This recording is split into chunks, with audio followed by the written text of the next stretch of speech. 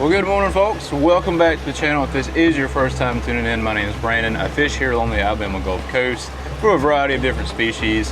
Out here today, I'm not running a trip. Actually, I've got a few free dates this month, so I'm going to try and push out some videos. I know I've kind of been slacking a little bit, but it's just been busy out here on the water running trips. Got a beautiful morning. I don't like the tide cycle we're on. As you can see right here, I've got my tide pulled up on my Simrad units. And it's going to be a neap tide. So if you're not familiar with fishing or the tides in general, a neap tide is when it's just not moving. Generally, when you're fishing, that's not good. You want some kind of moving water, whether it's rising or falling. But we're out here, it's a beautiful morning. We can find some fish somewhere that's going to decide to chew for us. So we're going to try some topwater first thing this morning before the sun comes up. See if we can get on some speckled trout action.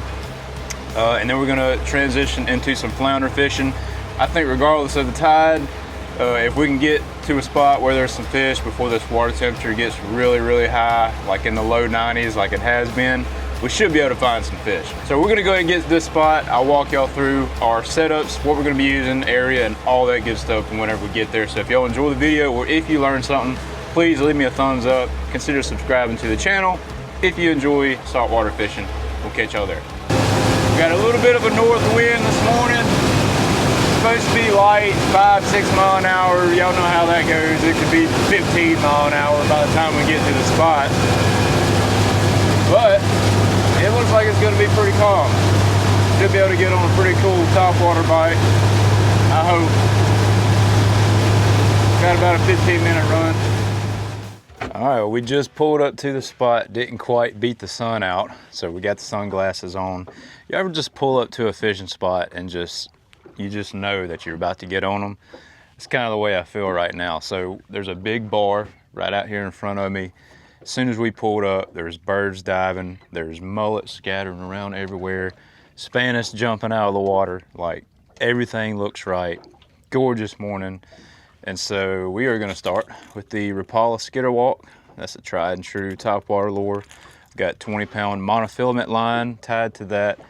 I like to use monofilament because it floats. It's better for working topwaters. It's a Star Paraflex 7-foot medium rod with a Shimano Vanford 3000. We're gonna quit talking. We're gonna start throwing this topwater, walk the dog, see if we can get on some action here. Nothing better. So you might not be able to see on the GoPro, or you might, but these ripples right here in front is all mullet. It's just giant schools of mullet. And for whatever reason, speckled trout love hanging around schools of mullet and pogies as well.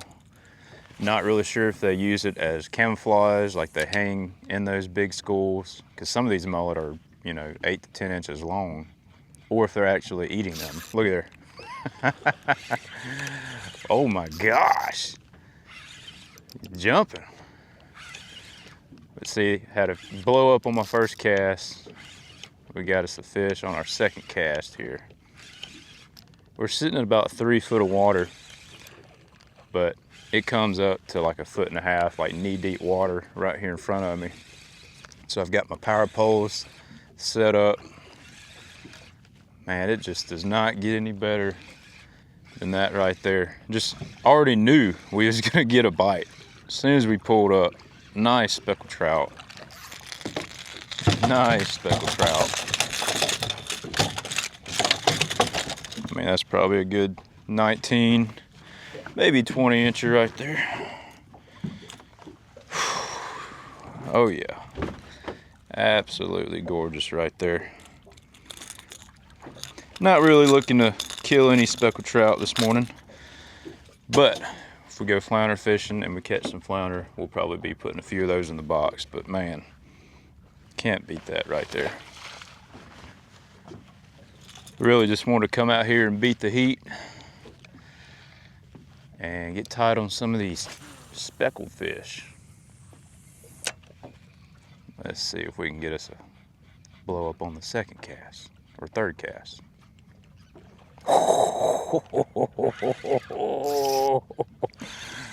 Oh man, did he pull it? Oh, he's swimming to me. Y'all, they are fired up this morning.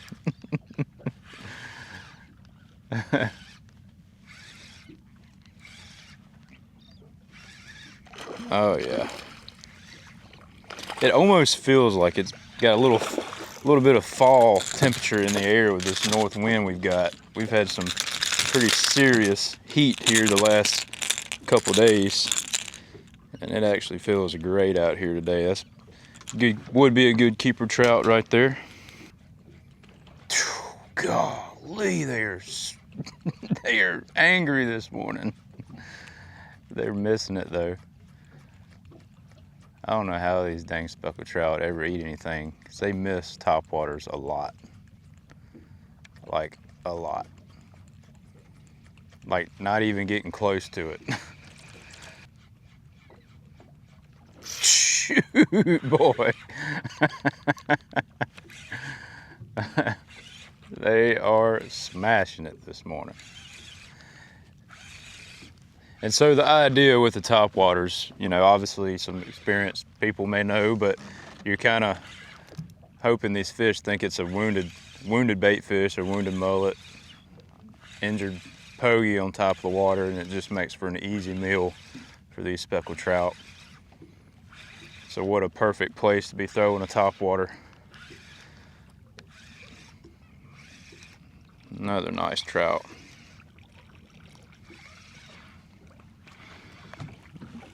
Mm-hmm. Good 19 incher. Fired up. All right. Another pretty speckled trout right there. Look at them fangs. Just an apex predator right there. Grab my slime rag. So like I said in the intro, this is a Rapala skitterwalk. This is one of my favorites right here. This, she-dog, head and spook, the new Southern Salt Apex topwater, all great lures. I don't think it matters all that much. Sometimes it does, a little bit of profile, the way the topwaters walk, but I think you could probably throw anything out right here and probably get on them. We might actually tie on a soft plastic here once that sun gets up a little bit.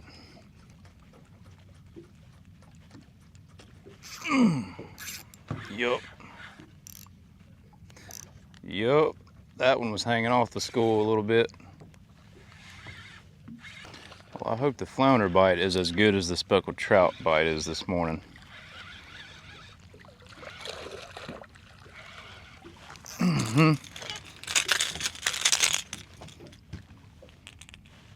Yes, sir. Kind of skinny. A little bit of a skinny fish. Oh, I unhooked one and hooked it again. There we go. Thank you. Come again. Well, unfortunately, I left my slick tackle box at the house, so we're gonna go with the alternative. This is a 5-inch Z-Man Big Ballers. I've got that paired up with a 3/16 ounce ZWG weedless jig head. You could also use just a regular jig head, but I do like the action when you rig it up this way. Very similar to a slick lure. You can see it just kind of cruises, glides in the water. Just like that, you can give it some good pops, but I'm sure that this will get them just as well. Let's see, first cast here. No way, no way. Didn't even work it. Didn't even work it. I mean, that fish was out there just mouth wide open waiting.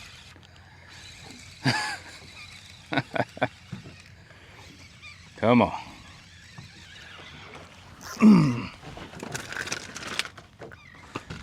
On the big ballers.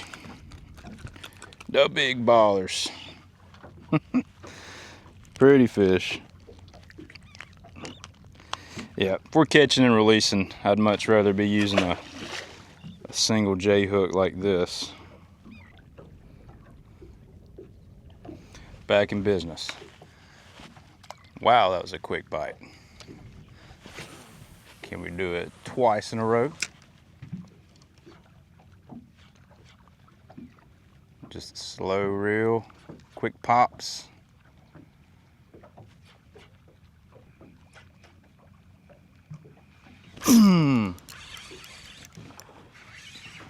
Thumped it. That's a good one. That's a nice one.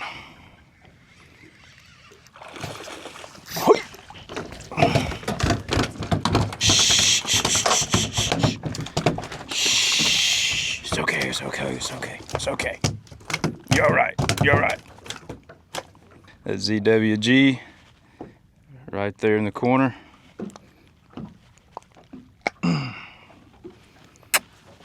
Solid trout. All right, I think we've had enough fun with these trout. We are going to move locations, see if we can get on some flounder before it gets hot. All right, well, we're definitely gonna test the floatability or draftability, whatever you wanna call it, of our blackjack here. Pretty shallow, but this is the closest area from where we were just at. Obviously, you can see we're kind of in the marsh.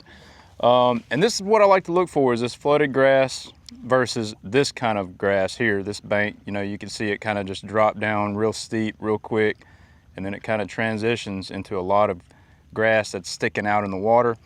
That's what the flounder like. That's where they want to be. They'll be in all these little crevices and stuff, and then there's a few little creek mouths as we kind of move down this bank. We're going to give it maybe 20 or 30 minutes.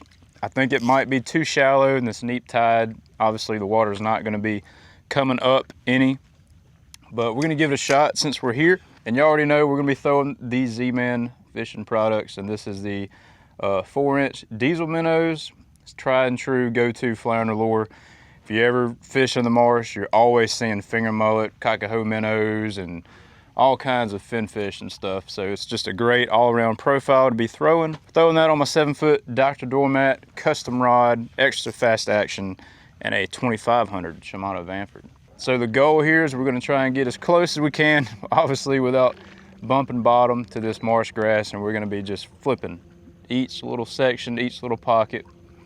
Water looks great, and it is about that deep, so less than 1.5 feet. See how close we can get here without bumping bottom. Yeah, I can see the bottom. But it looks really good. A lot of grass, little potholes in between. Definitely can come out here and gig some, I know that. Big old stingray. What happened? I just got bit? Oh shoot! Whoa, I wasn't paying attention. Golly, y'all, first cast. Giant redfish. I think, gotta get them away from that crab pot. I'll put the poles down here. He wasn't ready. I heard something splash over here, and then my line just went slack. Nice redfish.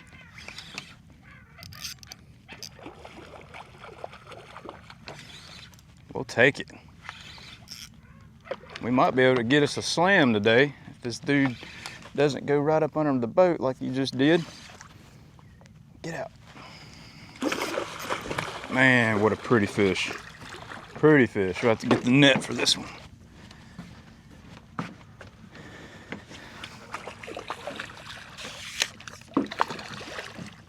Shoot, yeah.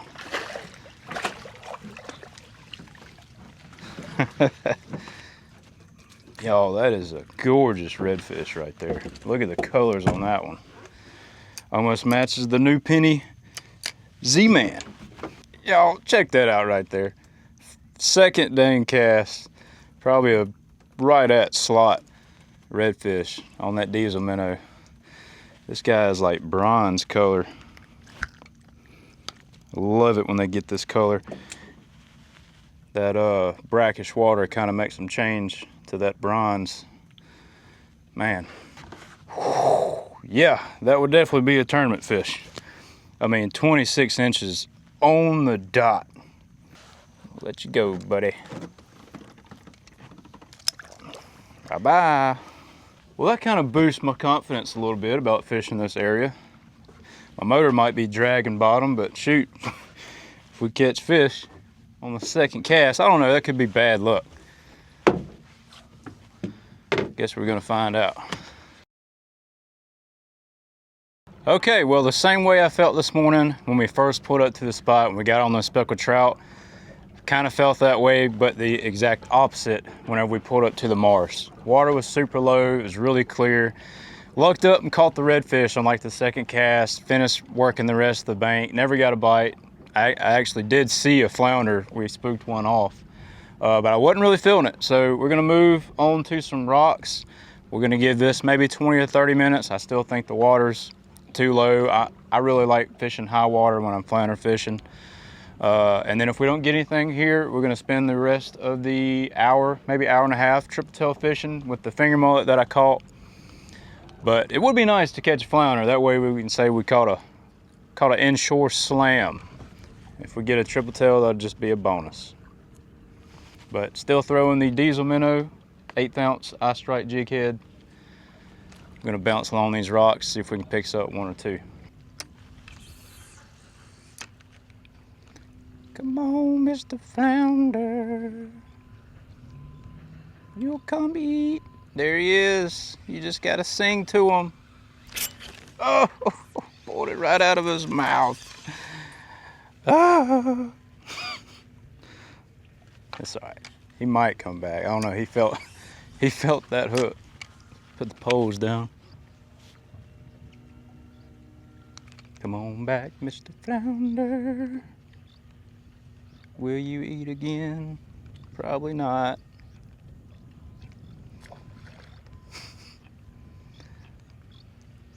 You gotta be careful letting them flounder have the lure around these rocks, because a lot of times they'll grab these baits and they'll like wedge themselves in between rocks, and then when you go to set the hook, you'll get broke off a lot. So I generally, any other time, say let them have it for a couple seconds before you set the hook, but sometimes fishing around these rocks, I tend to set the hook a lot sooner than later.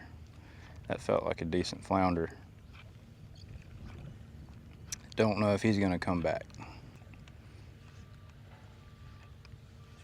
That's a flounder. Oh yeah. There he is. There's our slam.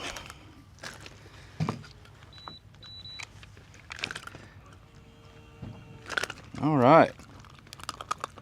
We have completed our slam with our flounder here. Not a giant, probably right there at legal size, but we're gonna let that fish go. Beautiful fish.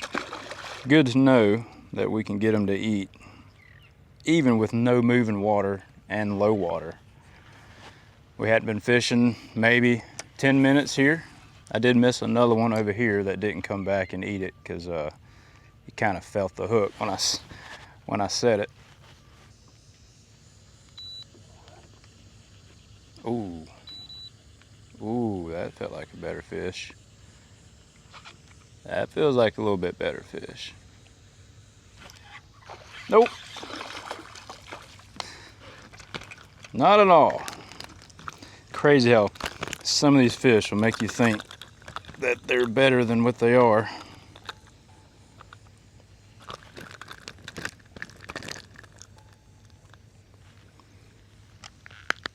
I'm catching them though. Just the size is not quite there. Beggars can't be choosers. Can't make them be big.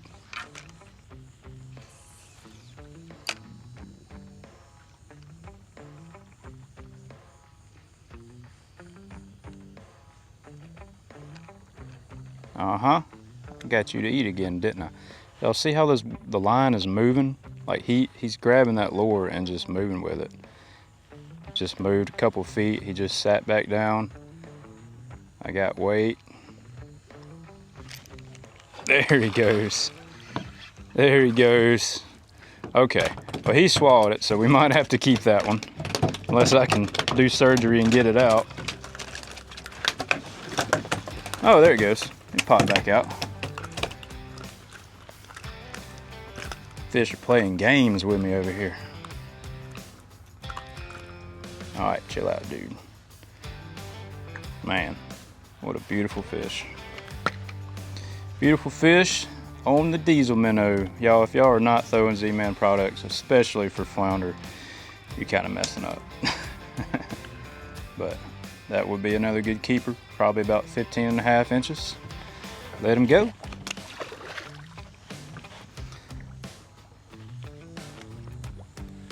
I get a lot of people ask me why I throw fish back a lot. Well, I can come out here and get fresh fish pretty much whenever I'm not running charters and stuff. So I've got fish in the freezer from months ago offshore, like snapper and grouper and stuff like that. So I really don't need to keep any unless I'm just giving some away to family or friends. Ooh, I just got smacked again. Come on, hit it. So really, I mean, just the answer to that question is I've got plenty of fish. There's no need for me to kill any today. I just enjoy catching them. Simple as that. Now I get it, somebody who doesn't get to fish as often as me, sure, keep fish every time you go out. I ain't got nothing against it. Well, we did not see or catch any more blackfish, unfortunately. It is 10:30, it's starting to get hot. I got some things to do, but can't really complain about the morning that we had. I mean, it was a pretty incredible trout bite, top waters, and then throwing the Z-Mans, and then y'all seen we ended up catching redfish and a few flounder. But we're gonna go ahead and wrap it up. If y'all enjoy this type of fishing, inshore, offshore, I try and do it all, and y'all aren't subscribed to the channel, please be sure to do so. And if y'all wanna see any more videos similar to this one, y'all can check out these videos up here. Catch y'all back out on the next one.